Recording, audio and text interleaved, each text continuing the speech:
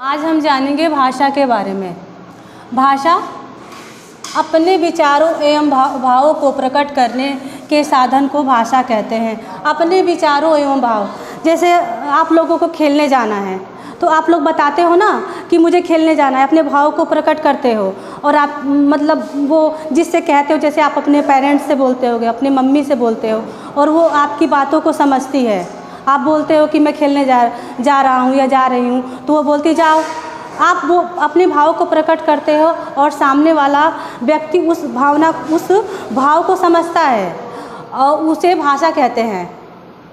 भाषा के 3 रूप होते हैं: मौखिक भाषा, लिखित भाषा और सांकेतिक भाषा।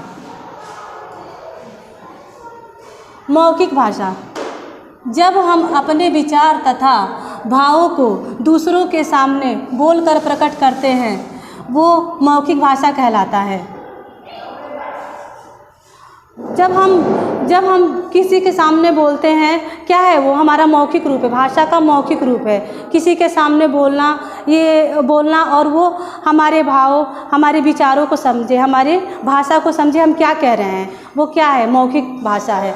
जैसे कि मैं आपको ये पढ़ा रही हूँ, आप मेरी बातों को समझ रहे हैं। मैं क्या पढ़ा रही हूँ, क्या बोल रही हूँ, आप मेरी बातों को समझ रहे हैं। ये क्या है? भाषा का एक मौखिक रूप है।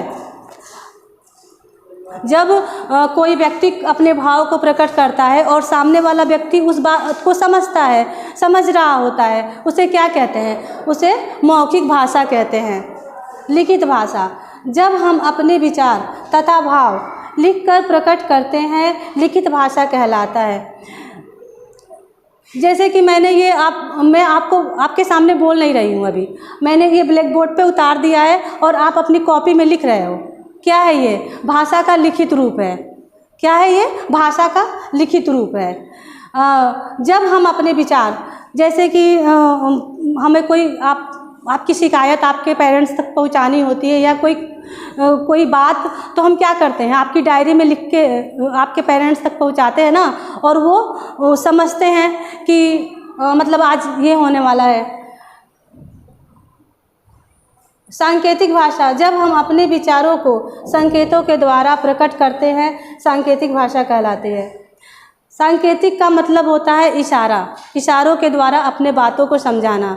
जैसे कि मैं आप लोगों के सामने ऐसे किया मैंने, तो इसका मतलब क्या हुआ? चुप रहने को बोल रही हूँ मैं आपको।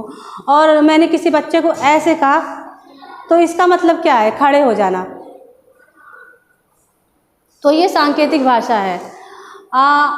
इतना तो आपके समझ में आ गया होगा कि भाषा किसे कहते हैं, भाषा के क्या रूप है: मौखिक भाषा, लिखित भाषा और सांकेतिक भाषा।